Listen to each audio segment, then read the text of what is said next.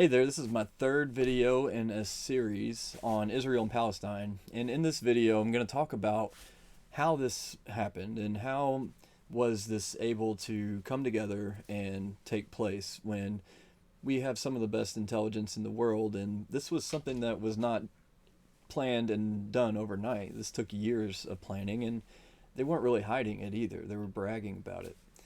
So stick around. I hope you get something out of this, and hit that like button and subscribe if you're not.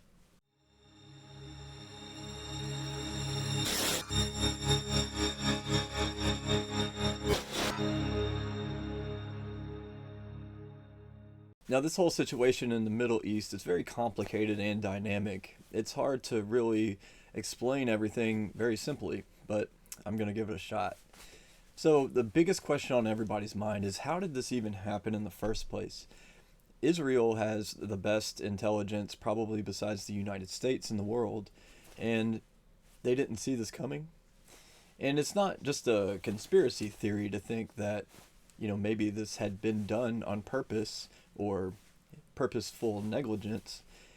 It's also about 80% of the population of Israel, Israeli citizens, also believe that it was purposely negligent. I mean, we have reports from IDF watchmen who said that they were seeing all kinds of activity along the border. The weeks prior, they had come and burned a lot of tires next to the fences and come and done these big protests where they would do some damage to the fences and then just disappear. And they saw people videotaping and walking around very suspiciously, but the attitude of the Israeli leadership apparently was, these Palestinians are just knuckleheads. We don't have to worry about them. They're not going to ever do anything to us. This was a well-trained group, and they had been training for about 3 years. In fact, they started training in 2020, and they were training specifically for this. You can see here where they're actually using mock-ups of the outposts for the IDF, where they're going to go in and actually infiltrate there and take over these outposts. You also see the tanks that they're learning how to destroy. They're learning how to use all this weaponry and actually how to engage in very complicated and highly coordinated combat. And you can see here that they trained for every situation that they ended up doing on land, water, and air. They attacked Israel. So this was in the press. This wasn't any secret. This has been talked about several times. In fact, the last time it was talked about was just a couple months ago.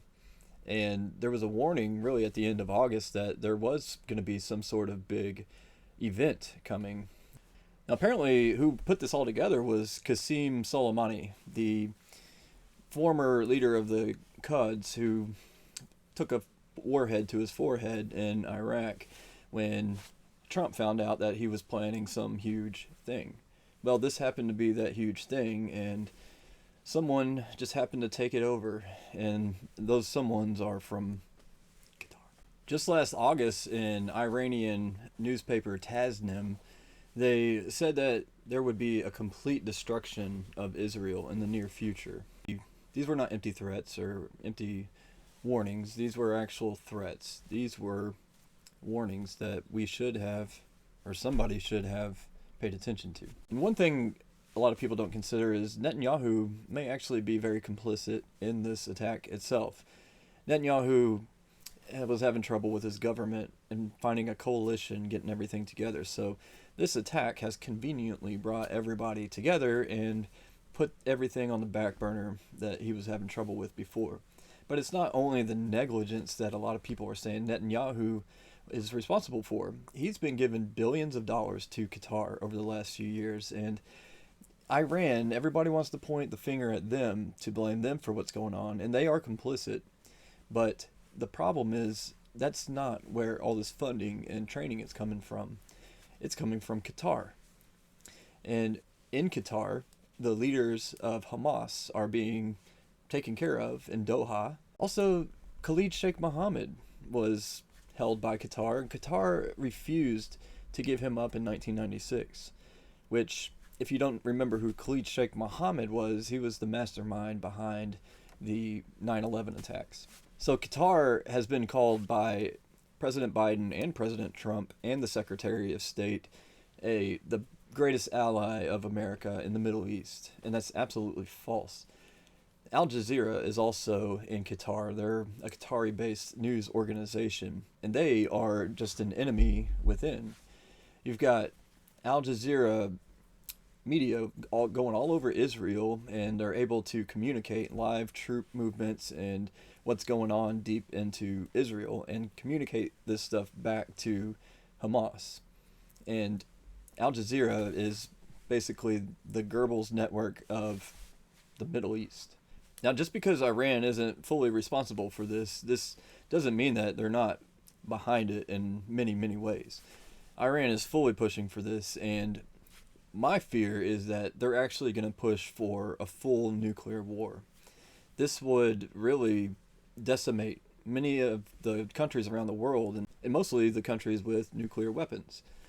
So Iran wants this kind of chaos because it will benefit them in the end. They see this as an opportunity to kind of take control of the Middle East if everything gets damaged. And for the people in the West and the people who are with the UN and the WEF, this nuclear war would be beneficial to them too, because, they're all about population control. They want to lower the population around the world. They've been working to do it for years, and they've been saying it out loud that they're actually trying to diminish the population. So nuclear war wouldn't be so bad for them, and nuclear winter might actually solve global warming too. So you kind of get two birds with one stone with that.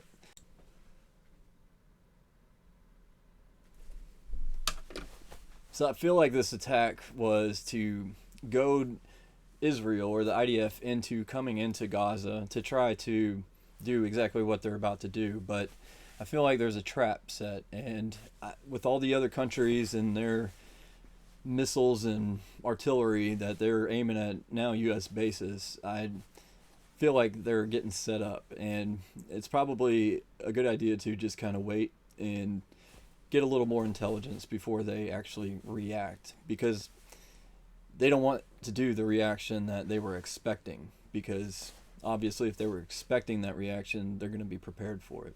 But also remember, Qatar is not our friend. Qatar is bad, and we need to cut relations with them altogether and stop acting like they're an ally. Well, I hope you got something out of this, and I hope you kind of understand things a little bit better or a little bit differently. And if you're still watching this, I really appreciate it. You are a rock star. Go ahead and hit that like button for me and subscribe to this channel if you're new around here. Until next time, peace be with you.